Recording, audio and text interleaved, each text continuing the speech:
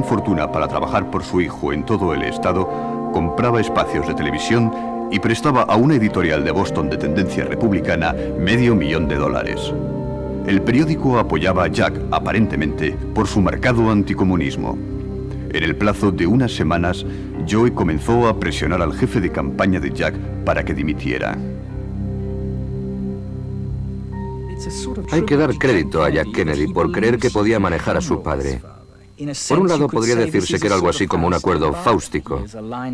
Se estaba alineando con un padre cruel, vengativo y estafador. Y a este personaje odioso y más bien desterrado, Jack Kennedy le da algo por lo que vivir. Le da a su padre una nueva razón, una razón de ser.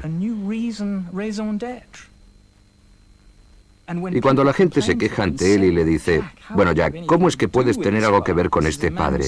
Es un hombre que representa todo lo que tú no eres. Jack diría simplemente, bueno, sabes, es mejor así. No tengo que preocuparme de nada, no tengo que contraer el tipo de compromisos, los pactos secretos que normalmente han de contraer los políticos. Esta es una asociación que puede funcionar para mí. Otra asociación Kennedy tuvo lugar ese mismo año. Joe reclutó a su tercer hijo, Robert, como director de campaña. Solo tenía 26 años y acababa de salir de la Facultad de Derecho. Bobby, alardeaba el padre orgulloso ante un amigo, es duro como el acero. Bobby era en verdad un joven advenedizo, no sabía nada de política, quería conocer las cifras de esto y quería saber, bueno, qué era la organización, cuántas personas tenéis en esta circunscripción, cuántas vais a tener, tú tienes tu propia organización, Kennedy. ¿Quién demonios crees que eres? En fin, de todos modos había sentimiento. Me miraba y miraba a Finney como si fuéramos unos políticos novatos. Los Kennedy estaban construyendo su propia maquinaria política separada del Partido del Estado, muy semejante a una empresa familiar. Las mujeres Kennedy ofrecían generosas meriendas a la hora del té por todo el estado, consiguiendo miles de votantes. ¿Te imaginas que una ama de casa normal recibe la factura del gas o del teléfono, pero un día se encuentra con una invitación de la señora de Joseph Kennedy para que vaya a conocer a su hijo, el congresista Kennedy? Y en el hotel con las flores y el café y todo lo demás. La ofensiva de amabilidad de los Kennedy cogió desprevenido al oponente de Jack, Henry Cabot Lodge. No obstante, Lodge tenía un posible salvador que por entonces estaba en la cumbre, el senador republicano Joseph McCarthy.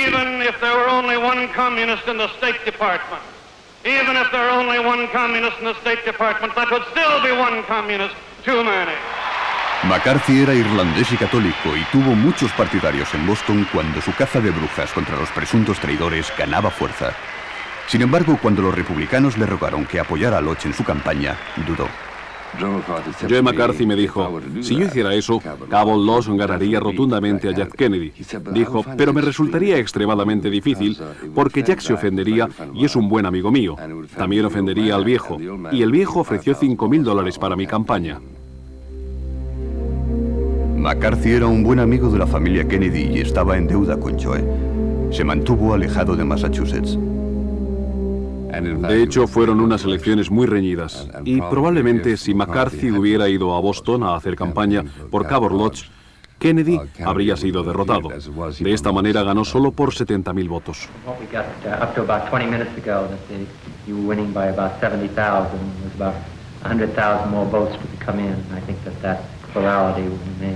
That's out of about 2,250,000.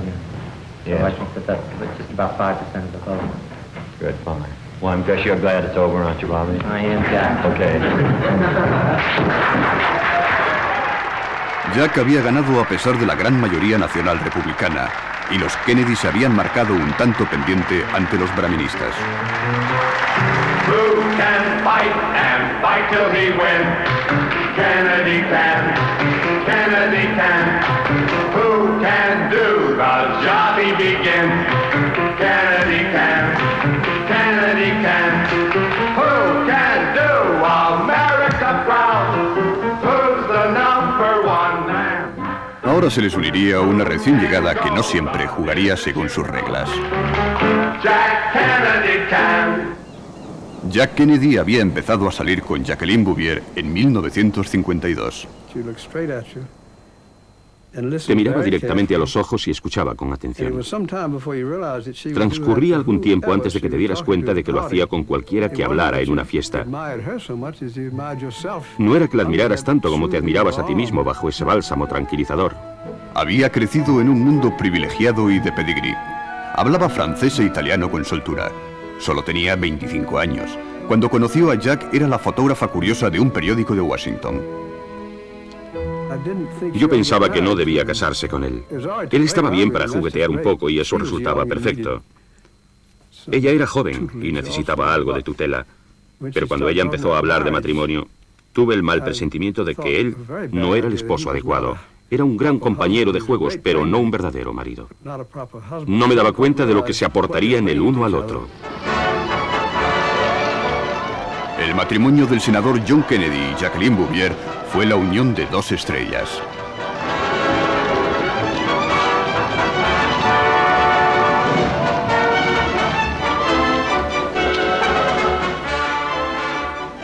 Joe Kennedy se deleitaba con su nueva hija política elegante y con talento.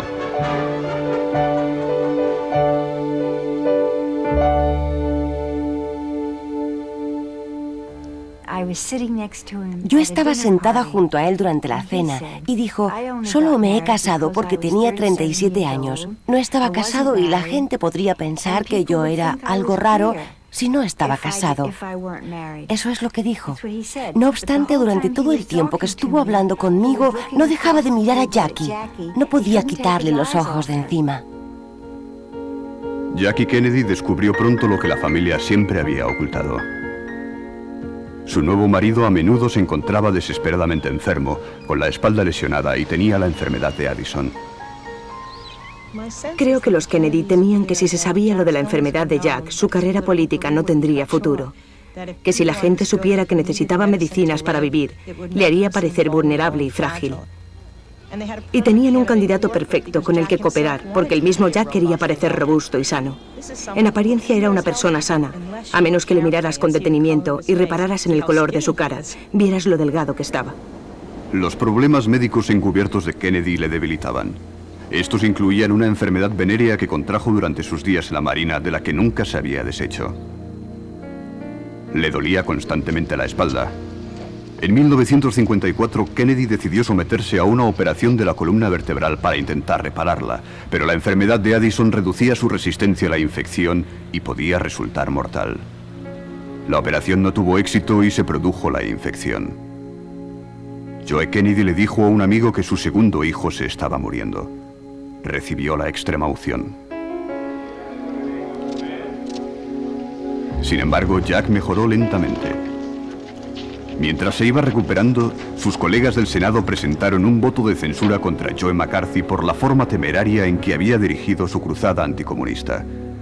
Kennedy, solo entre los demócratas, decidió no ir en contra de este viejo amigo de la familia. Más tarde declaró que había estado demasiado enfermo. Resulta perfectamente obvio que podía haber declarado su voto o unirse al de los demás. Podía haber hecho una serie de cosas, pero realmente no quería pasear la tabla en Massachusetts. La abstención de Kennedy le perjudicó ante los liberales, pero la memoria de la mayoría de los votantes era efímera. 6 meses después, Kennedy volvió al Senado tras una segunda operación, convencido de que después de todo tenía un futuro. De repente se convirtió en una persona activa, de repente se convirtió en alguien con futuro en el Partido Demócrata. ¿Irías a Missouri para representar al partido? ¿Irías a Florida para representar al partido? No puedes ir a esos sitios a menos que sepas, que tengas un conocimiento de lo que ocurre en el Congreso de los Estados Unidos. Empezó a hacer sus deberes.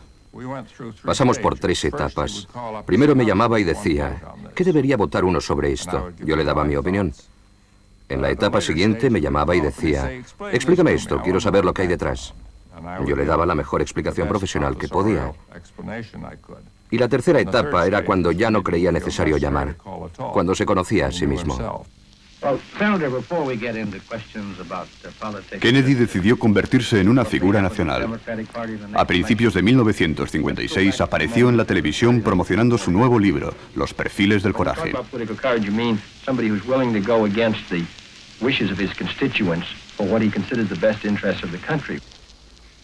Aunque los críticos dijeron que la trayectoria de Kennedy mostraba más perfil que coraje, el libro se convirtió en un inmediato bestseller y le distinguió de sus rivales políticos. En la Convención Demócrata de 1956 se invitó a Kennedy a que presentara su candidatura presidencial. Fellow delegates, I give you the man from Libertyville, the next Democratic nominee and our next President of the United States, Adlai E. Stevenson. Stevenson dejó abierta a la convención la elección del vicepresidente. Kennedy decidió intentarlo. Siempre que Kennedy quería que hicieras algo, te llamaba viejo amigo. Quiero que me hagas un favor, viejo amigo. Dios mío, a las 2 de la mañana probablemente quiere que vaya allí para mediar en una discusión o algo. Pero, de todos modos, dije, ¿de qué se trata? Contestó, quiero que me designes para vicepresidente. A Joe Kennedy le parecía que su hijo estaba cometiendo un gran error. Ni se te ocurra, dijo, Stevenson es un perdedor. Por primera vez su hijo desoyó su consejo. Muchos delegados consideraban a Kennedy como un contrapeso emocionante para Stevenson. En la primera votación, el joven senador católico mostró una fuerza extraordinaria. Kennedy iba en cabeza en la segunda votación. Solo le faltaban 33 votos y medio para la designación. Sin embargo, después de la tercera votación se vio obligado a admitir su derrota ante el senador Estes Kefauver.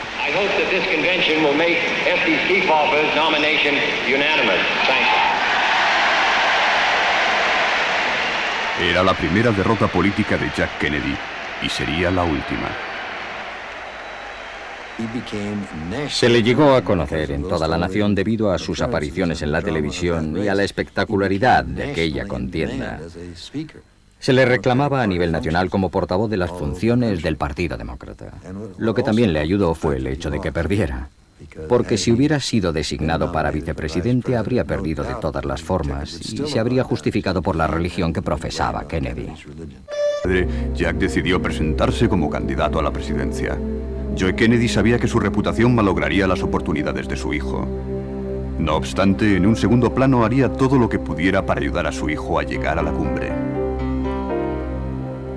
Los amigos de Joe ejercían presión para que Los perfiles del coraje ganara el premio Pulitzer. Así ocurrió, aunque no estaba en la lista de candidatos preseleccionados. Después, la campaña de Jack se vio amenazada de repente. Se extendieron rumores sobre su libro Los perfiles del coraje a través de la televisión. Se decía que su ayudante, Ted Sorenson, era el autor y no Jack Kennedy. El senador Kennedy declaró, nos ha afectado mucho. En él se refleja mi honestidad y mi carácter. Por aquel entonces el teléfono de mi oficina sonó. Era el embajador Kennedy, el padre del senador Kennedy. Cogí el teléfono y dijo, Clark, contesté, sí, señor embajador. Prosiguió, denuncia a esos hijos de perra por $50 millones. Bueno, dije, estamos considerando. Él dijo, no consideréis nada. Dije, bien, muchas gracias, señor embajador. Vamos a prestarle toda nuestra atención. Colgué y entonces Jack Kennedy dijo, bueno, ya veo que mi padre te ha dado la receta.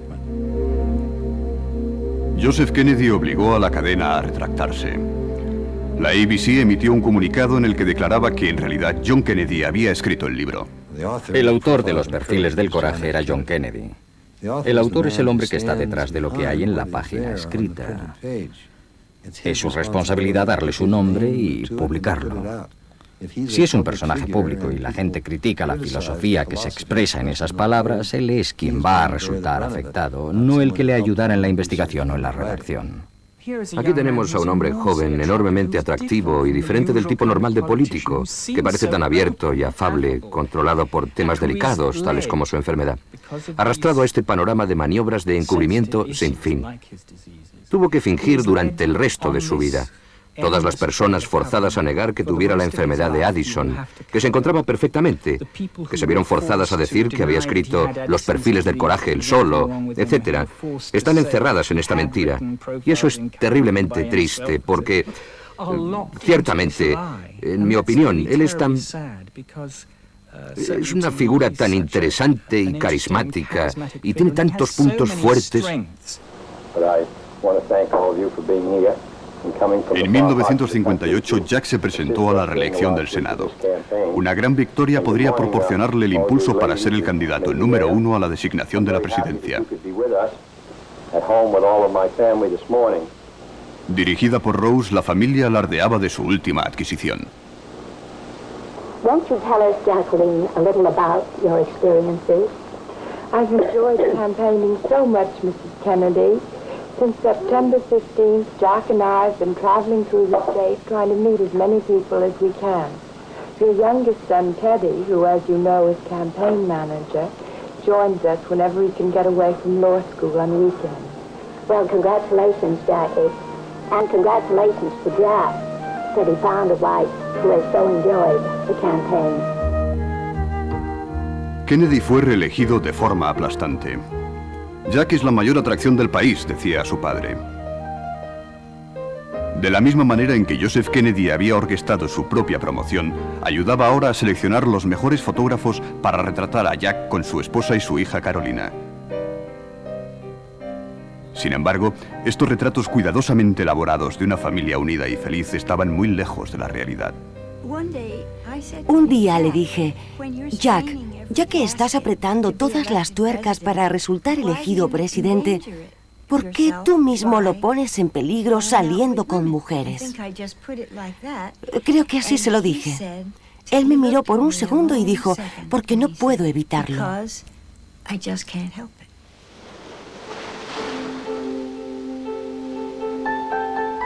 Una vez que te casas con ese tipo de hombre y se le siguen yendo los ojos detrás de las mujeres, y según se cuenta, algunas veces te deja en una fiesta como le hizo a Jackie para irse con otra mujer, debe ser muy duro.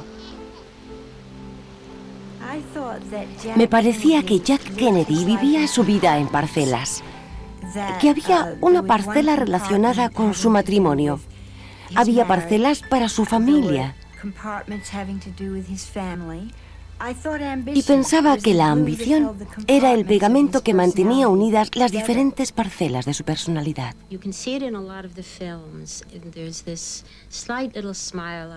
Se puede ver en muchas de las películas esa ligera sonrisa en su cara que es como si se la estuviera dirigiendo a la gente. Y muchas veces era así. Tenía un hueco, un pequeño hueco para cada una de las facetas de su vida y no se solapaban. En 1960, Kennedy comenzó una relación con Judith Campbell. Les había presentado en Las Vegas Frank Sinatra, entre cuyas amistades incluía el cuñado de Kennedy, el actor Peter Lawford. Se llamaban a sí mismo Atajo de Ratas y John Kennedy en verdad disfrutaba de su compañía. Le fascinaba el círculo de Hollywood de Peter Lawford. Judith Campbell pronto sería presentada a otro de los amigos de Frank Sinatra, el jefe de la delincuencia de Chicago, Sam Giancana. En este compartimiento de su vida, Kennedy estaba haciendo amistades impropias de un candidato presidencial. ¿Qué era lo que le atraía? Todo formaba parte de su personalidad. No podía negarse a este reto. Su padre había tratado con gángsters y mafiosos a lo largo de toda su carrera. Jack nunca lo había hecho. Y le atraía la idea de tratar con el atajo de ratas y el lado más osado de la vida. Esto es parte de su curiosidad por la vida. Está siempre fascinado por Hollywood. No puede decir que no. El comportamiento arriesgado de Jack, ya sea en su relación conmigo o con lo que sea que hiciera en su vida, era temerario. En verdad, dice algo de quien se estaba presentando a presidente y que quería ser presidente.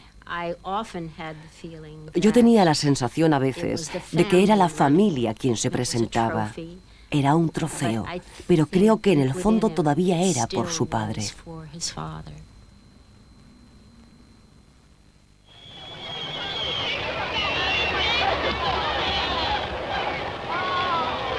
John Kennedy anunciaba oficialmente su candidatura el 2 de junio de 1960.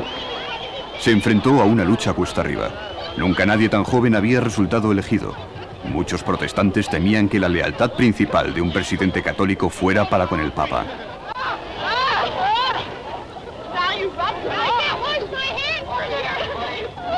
Para conseguir la designación, Jack tendría que ganar las 11 primarias. La campaña estaría dirigida por su hermano Robert.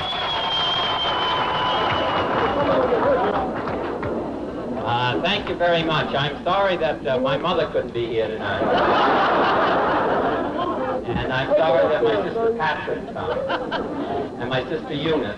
And my sister Jean. And my brother-in-law Peter Lawford, or my brother Teddy. Or my cousin Joe Gargan, and my cousin Holly. So you're going to have to settle with me. Thank you very much. Robert Kennedy era más bajo y más tímido que sus hermanos, y consideraba que él era el que tenía que demostrar más su valía. Era el chico más religioso de la clase, recordaba un amigo de colegio, y el jugador más sucio. Había sido consejero ayudante de los subcomités de investigación del Senado de Joe McCarthy. Como consejero jefe del Comité de Investigación de Prácticas Ilegales del Senado, manifestó un furor fuerte e infatigable que le creó muchos enemigos. Ahora emplearía ese furor para hacer a su hermano presidente. Bobby no se apiadaba de nadie, ni siquiera del candidato. Yo estaba sentado al lado de Jack y Bobby dijo, bueno, Jack, ¿qué estás haciendo para la campaña? Quiero decir que si has hecho algo para la campaña. Ahora, ¿qué tipo de organización has dispuesto? ¿A dónde nos encaminamos? No oigo nada sobre lo que estás haciendo o sobre lo que dices sobre la campaña. Jack se inclinó sobre mí y dijo, ¿qué te parecería tener esta voz ronca en la oreja durante los próximos 6 meses? Los periodistas bromeaban sobre el hecho de que Jack y Bobby dirigieran el espectáculo mientras que Ted se ocupaba de esconder a Joe. Joe Kennedy rara vez aparecía en público. Su derrotismo y antisemitismo no se habían olvidado. No obstante, era uno de los 12 hombres más ricos del país y su dinero siempre era visible.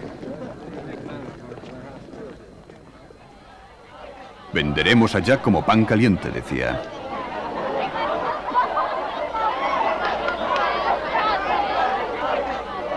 Wisconsin representaba la primera prueba para Kennedy fuera de Nueva Inglaterra. Su principal oponente era el senador Hubert Humphrey de la vecina Minnesota. I feel like an independent merchant running against the chain operation when I compete with the Kennedy family. It's 2 or 3 on this side and 1 over here. To see, hello there. Hello, ladies. Like say hello to you. I'm Senator Humphrey. This doesn't work too good either. La encantadora familia Kennedy parecía estar por todas partes. Jack aceptó grabar una nueva película de carácter privado para su campaña.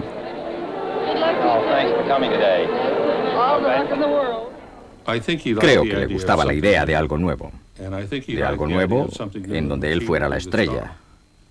O al menos una de las 2 estrellas. Alguien tiene que ganar y alguien tiene que perder. Me dijo, ¿sabes? Si pierdo en Wisconsin, todo habrá terminado.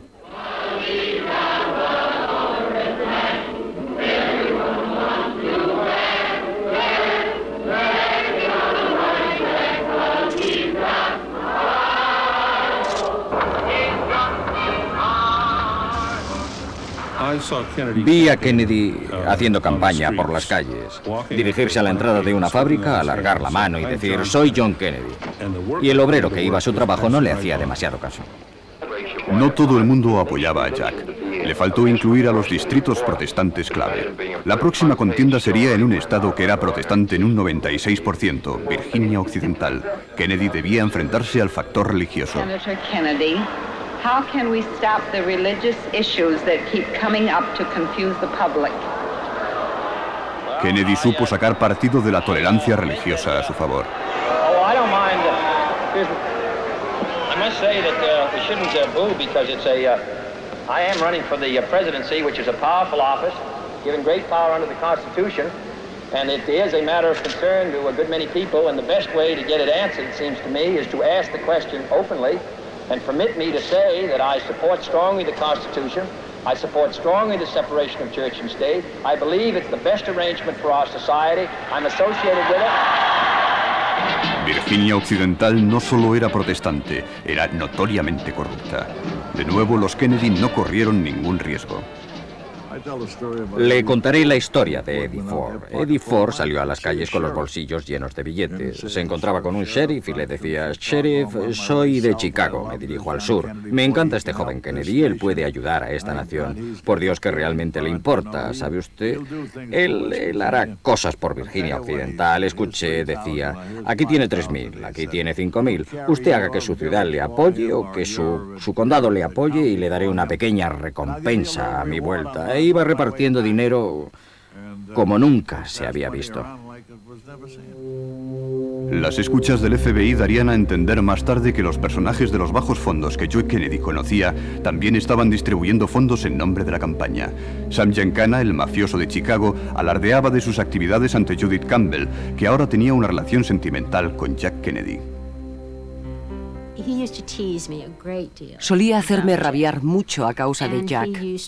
Solía llamar a Joe Kennedy uno de los mayores sinvergüenzas que había existido jamás. Y desde luego, después de las elecciones, no puedo ni recordar las veces que me dijo: tu novio no estaría en la Casa Blanca si no fuera por mí. Judith Campbell ha afirmado desde entonces que fue intermediaria durante las primarias entre Giancana y Kennedy. Jack me pidió que fuera a Washington, lo que me puso muy nerviosa. Y después me pidió que si podía llevar un paquete a Sam, a Chicago. Me dijo que era dinero. Yo tomé el tren para Chicago y Sam fue a buscarme a la estación. Le entregué la cartera sin decirle una palabra. Obviamente lo estaba esperando. La historia de Judith Campbell no tiene ninguna corroboración directa. No se puede comprobar la veracidad de lo ocurrido en Virginia Occidental a lo largo de 30 años. Kennedy ganó el estado y todas las primarias.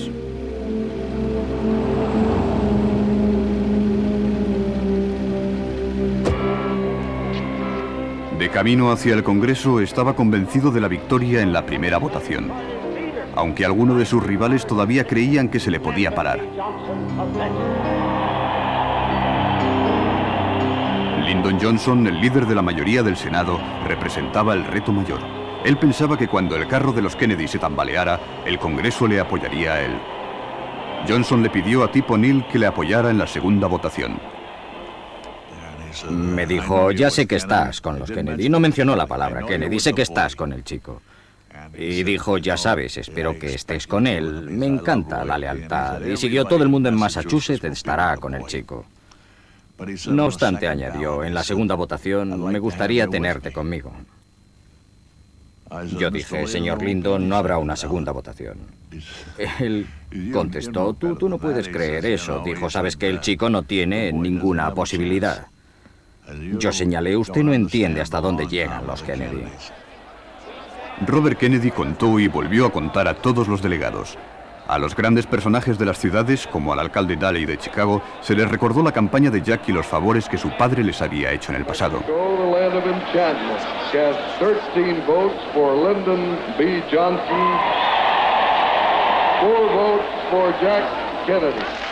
Andarían a la par posiblemente hasta el final del escrutinio. Wyoming tenía 15 votos, pero solo 10,5 eran para Jack. Robert Kennedy mandó a su hermano Ted que asegurara el resto. Me pidió que hablara con el presidente y le dijera: mire, si al final del recuento la diferencia de esos 4 votos fuera la que llevara a mi hermano a la victoria, ¿estaría de acuerdo con colaborar? Y el presidente dijo: debes estar loco, eso se decidirá, tenéis 10,5. ¿Me estás diciendo que crees que pueden ser esos 4 votos los que decidan si tu hermano consigue la designación? Yo le dije sí. Él contestó: si se trata de esos 4, los tendrás. Los tomaré de los de Lyndon Johnson y los tendrás.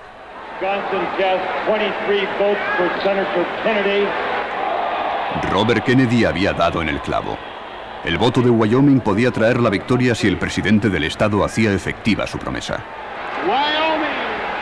Wyoming's vote will make majority for Senator Kennedy.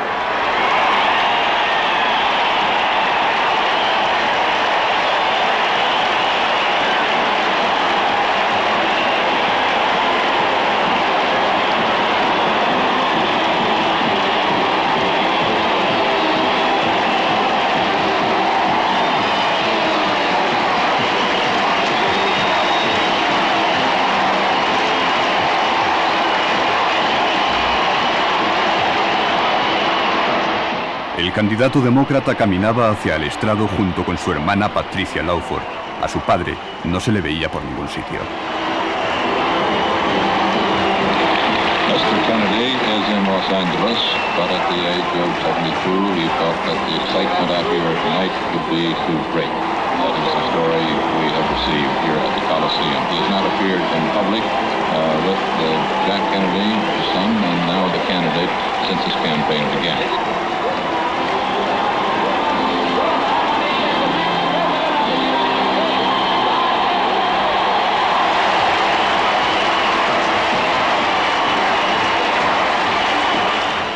Para ayudar a conservar el sur, Kennedy escogió a Lyndon Johnson como compañero de candidatura.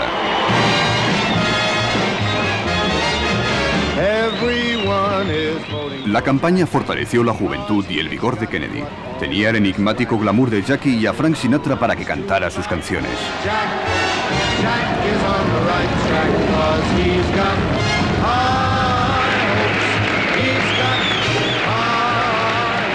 Kennedy y Johnson se enfrentaban a un formidable oponente republicano para vicepresidente, Richard Nixon.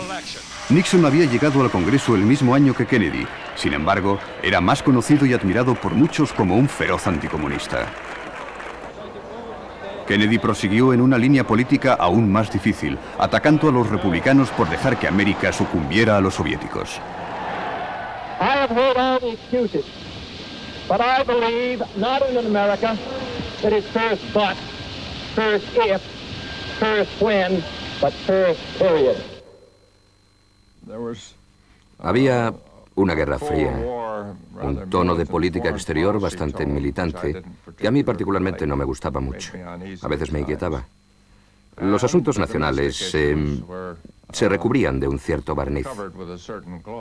No obstante, nos salvaba el hecho de que en estas materias y en muchas otras Nixon era peor.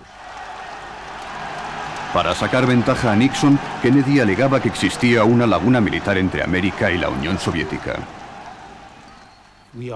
Todos lo creímos en la campaña de 1960. Era otro tema que Kennedy consideraba que debía arreglar. Ya entrado el año descubrimos que realmente existía una laguna militar, pero estaba a nuestro favor. Kennedy impactaba sobre todo a través de la televisión.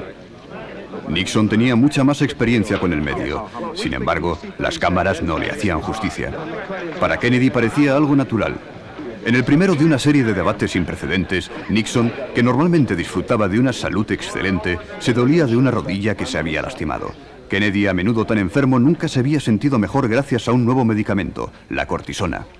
La cortisona quizás supuso todo un acontecimiento para Jack Kennedy, tanto en el tratamiento de su enfermedad como en la percepción que tenía de sí mismo, ya que una vez que se inyectaba la cortisona, se sentía realmente sano de nuevo, como nunca lo había estado, ni de niño, y todo su aspecto cambió casi de forma simbólica. De repente engordó, se hizo más grande y parecía un hombre mucho más sano. Tal vez el Jack Kennedy apuesto que todos recordamos, se lo debamos en parte a la cortisona. Los debates no fueron fructíferos. Sin embargo, Kennedy ahora parecía estar a la par con Nixon en lo esencial y superior en estilo.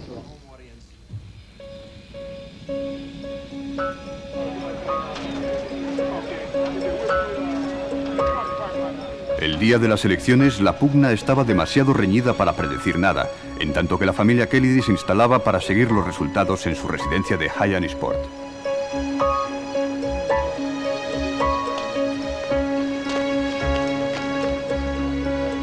While we wait for the sunrise, we might take a look at our total boards and see what the figures show now.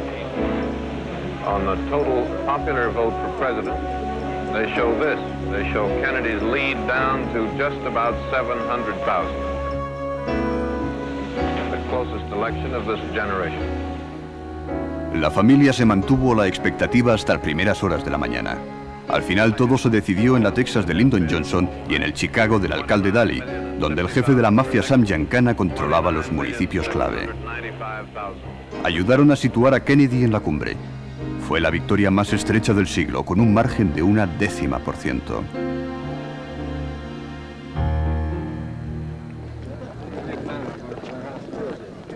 Cuando se dirigía al refugio de Hyannisport, el joven presidente electo hizo una parada en casa de su padre. Kennedy quería que Joe fuera con él para compartir ese momento, para que viera a su hijo recoger el premio electoral más importante de la tierra. Joe aún se mantenía alejado de la vida pública, pero en la intimidad, en tanto que el presidente electo elegía su gabinete, le hacía saber sus deseos. Deseaba que su hijo Robert Kennedy fuera nombrado fiscal general. Jack le pidió a Clark Clifford que viera si podía quitarle la idea al viejo. Hablé con su padre, me había preparado muy bien. Le expuse una perspectiva histórica sobre la importancia del fiscal general y la influencia que tenía en una serie de instituciones, y elogié a Bob por el trabajo espléndido que había llevado a cabo como director de la campaña de su hermano. Incluso dije: este sería un error serio, señor embajador, y deseo que este gobierno sea un éxito. Él escuchaba muy solícito, no me interrumpió en ningún momento. Después, cuando hube terminado, muy amablemente me dijo: bueno, muchas gracias, Clark, me interesa tu opinión sobre el tema, lo has planteado muy bien. Y quiero que te quedes solo con una idea: Bobby Kennedy va a ser el fiscal general de los Estados Unidos.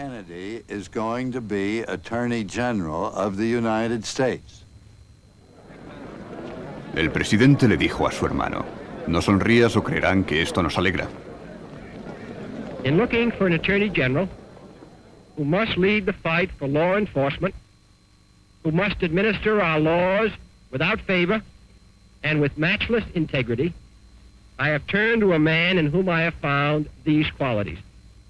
I am grateful that he has decided to accept this high position and to serve his country.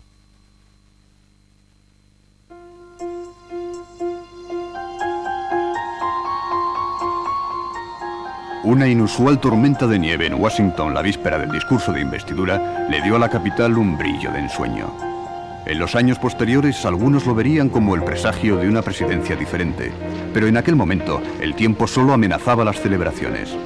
La gala al estilo de Hollywood, presentada por Frank Sinatra, dio comienzo finalmente con 3 horas de retraso. The 1961 inaugural gala, starring Frank Sinatra, Helen Travel, Ethel Merman, Jimmy Durante, Harry Belafonte, Ella Fitzgerald, Joey Bishop. Fuimos hasta el centro comercial y había una vista maravillosa porque los conductores atrapados y las personas abarrotaban el camino y muchos de ellos encendieron hogueras para mantenerse calientes. Parecía como si hubiera habido una revolución. El presidente le dijo al conductor: encienda las luces de dentro para que la gente pueda ver a Jackie. Parecía la reina de las nieves. Ya sabe, estaba espléndida, maravillosa. Hicimos que se sentara delante para que pudieran verla. That old Jack magic had them in its spell. That old Jack magic that he weaves so well. The women swoon, seems a lot of men did too. He worked a little like I used to do. Jack Kennedy, al criarse como un irlandés católico, tenía ese sentimiento profundo de la importancia del ritual, y el pueblo americano quiere que haya pompa y solemnidad cuando el presidente electo se le va a hacer presidente. Quieren sentir que es como un rey, y él seguía el juego de maravilla.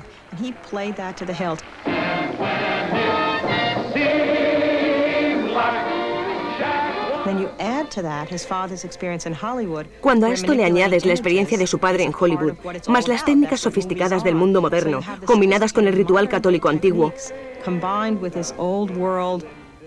resulta una combinación increíble.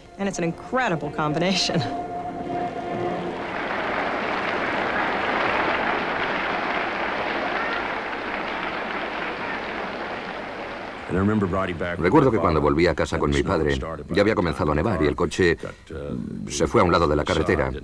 Y veías allí a mi padre fuera, empujando el coche, la noche antes de que su hijo fuera presidente, gritándome para que empujara más fuerte, más fuerte. Luego, por supuesto, el día resultó memorable, claro, despejado y frío.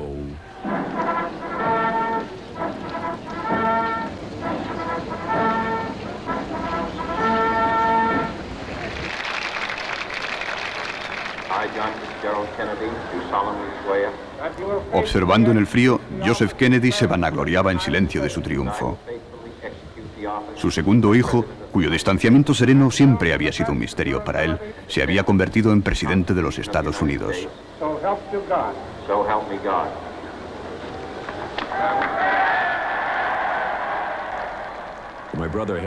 Una semana antes, mi hermano había hablado ante la legislatura de Massachusetts y pronunció uno de los mejores discursos que se habían pronunciado nunca por allí. Y recuerdo la conversación que mi padre tuvo con mi hermano la noche en que regresamos de empujar el coche, la noche antes de la toma de posesión. Dijo: creo que no deberías haber pronunciado ese discurso en Boston, porque ha sido una verdadera maravilla. ¿Realmente tienes algo que vaya, ya sabes, a despertar a América mañana? Y mi hermano dijo: oh, creo que sí, papá. Let the word go forth from this time and place to friend and foe alike that the torch has been passed to a new generation of Americans born in this century, tempered by war, disciplined by a hard and bitter peace, proud of our ancient heritage, and unwilling to witness or permit the slow undoing of those human rights to which this nation has always been committed and to which we are committed today at home and around the world. Kennedy no había dicho o hecho nada previamente que hiciera esperar a sus oyentes tal elocuencia. Su promesa de una nueva era de activismo y de liderazgo americano resonó por todo el país, especialmente entre los jóvenes.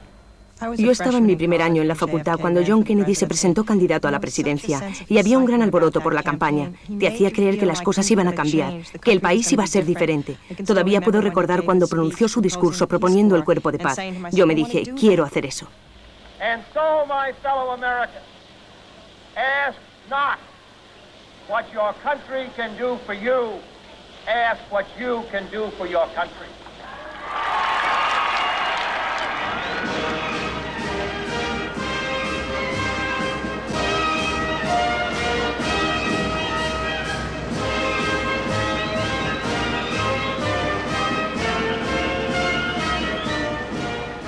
Él pasó por delante del palco donde estaban sus padres, y Eunice recuerda que ella estaba de pie, detrás de su padre en ese momento, y le vio quitarse el sombrero de la cabeza e inclinarse a modo de reverencia ante su hijo, ahora presidente de los Estados Unidos. Era la primera vez que esta figura de autoridad de la familia había presentado sus respetos a alguien de su generación, y parecía fuera de lugar.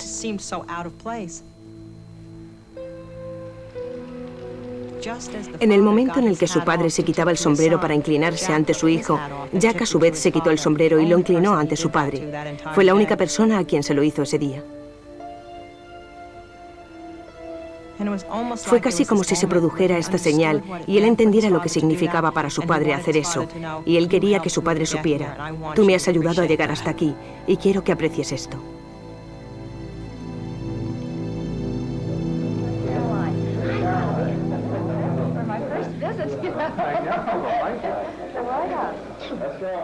It's pretty hard to turn these out. Now we got one for Pat.